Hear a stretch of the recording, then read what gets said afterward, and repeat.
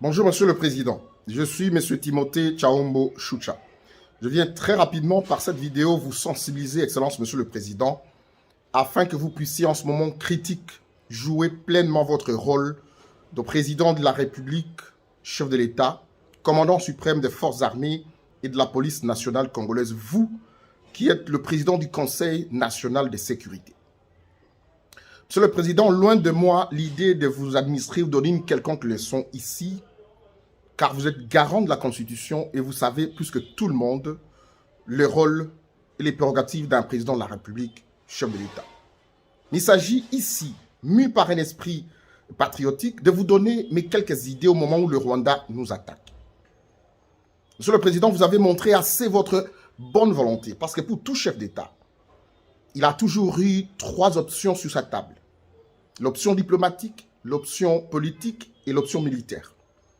Avec le Rwanda et le pays de la région, vous avez montré votre disponibilité pour une option diplomatique, une diplomatie de développement. Le Rwanda ne l'attend pas de cette oreille. Vous avez d'ailleurs amorcé les discussions avec les groupes armés. À Nairobi, aujourd'hui, nous avons autour de la table un certain nombre de groupes armés, parmi lesquels des groupes armés qui portaient l'agenda du Rwanda, notamment le M23. Le Rwanda nous agresse, le Rwanda nous attaque, les services de renseignement, tous nos services spéciaux vous font rapport minute par minute et vous le savez. La communauté internationale le sait. Monsieur le Président, j'ai une petite idée. Veuillez nous mobiliser, Monsieur le Président, comme fait le président ukrainien. Veuillez convoquer l'Assemblée nationale et le Sénat et prononcer votre discours.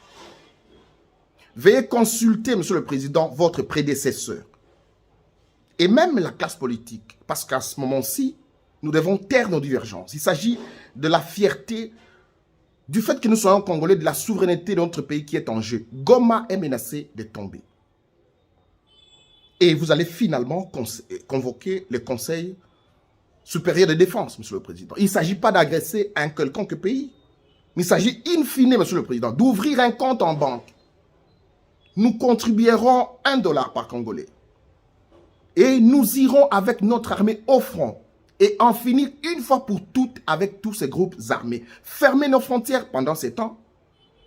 Le vice-premier ministre et ministre des Affaires étrangères, Christophe Lutundula, pourra convoquer l'ambassadeur rwandais ici, Vincent Karega, et l'expulser de notre pays. Parce que ça revient avec récurrence que ce pays voisin, malgré votre bonne volonté, continue à nous humilier, Monsieur le Président. C'est en des moments particulièrement difficiles qu'on reconnaît des grands esprits. Et c'est une occasion pour vous. Loin de moi ici l'idée de me lancer dans une campagne électorale, c'est une occasion de vous faire aimer davantage par les compatriotes congolais. Le Kivu fait partie de la RDC. Il ne s'agit pas d'un territoire lointain de 100 000 km. Il s'agit de la RDC et nous sommes en RDC et c'est nos compatriotes qui tombent.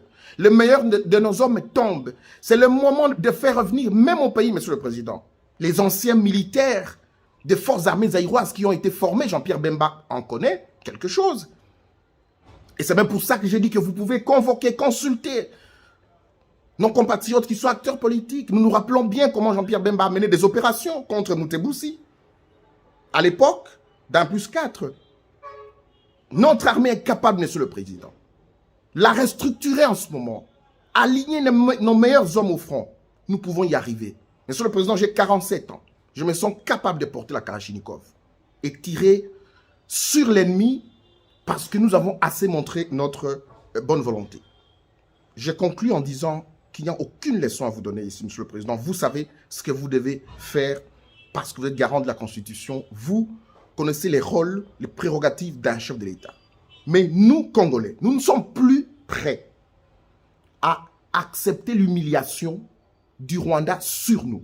Nous ne sommes pas une petite province du Rwanda. Nous sommes la République démocratique du Congo et nous avons un président de la République. C'est à vous de nous démontrer maintenant, Monsieur le Président, que vous êtes le meilleur commandant des forces armées et de la police nationale congolaise. J'aimerais conclure en disant que si Étienne Tshisekedi pouvait vous regarder et revenir en vie, il serait fier de vous dans les décisions que vous prendrez dans les heures qui suivent. Merci, Excellence, Monsieur le Président.